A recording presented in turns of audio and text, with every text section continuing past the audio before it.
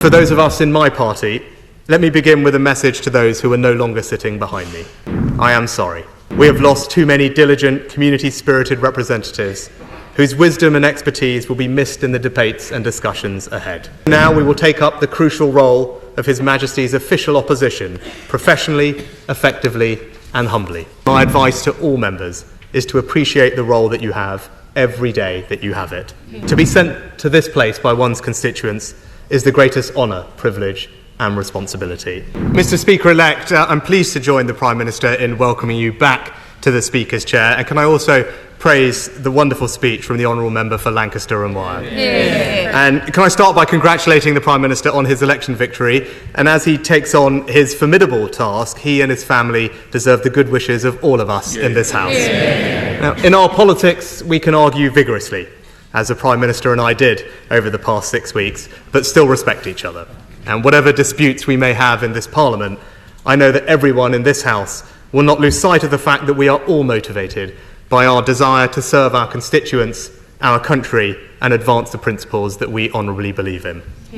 And to every member, new and old, let me welcome them to their places and congratulate them on their results. To be sent to this place by one's constituents is the greatest honour, privilege and responsibility.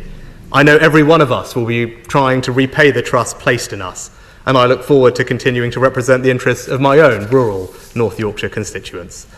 One of the great aspects of our system is no matter how high you rise, you still have that constituency which keeps you grounded.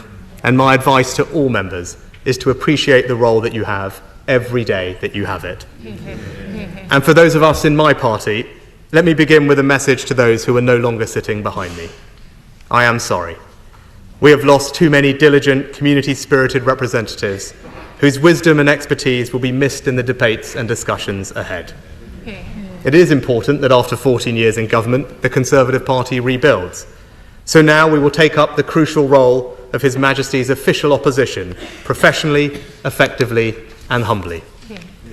And restoring trust begins by remembering that being here is an opportunity to do what those we serve expect of us. And in our case, that means holding the new government to account. Can I congratulate the Father of the House, the member for Gainsborough?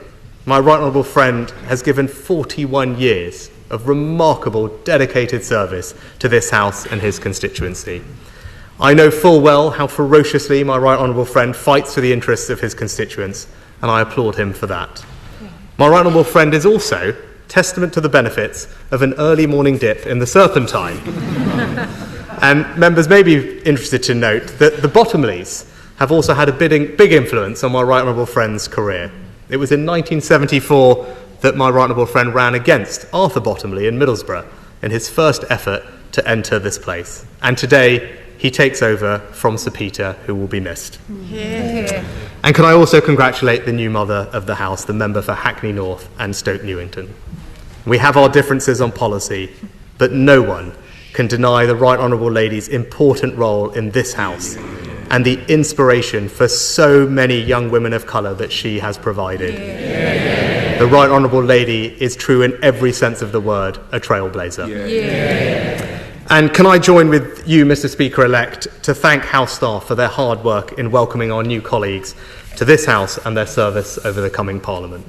And finally, may I congratulate you, Mr. Speaker-elect. When you first ascended to the Speaker's chair, you did so with a healthy majority, and that was testament to your wide appeal and the confidence in which this House places in you and your judgments. The last Conservative Prime Minister, the Right Honourable John Major, who spoke from these opposition benches, said about the role of the Speaker, "The job specification is pretty daunting. The patience of Job and the wisdom of Solomon are only the basic requirements. We demand also impartiality, independence and fairness."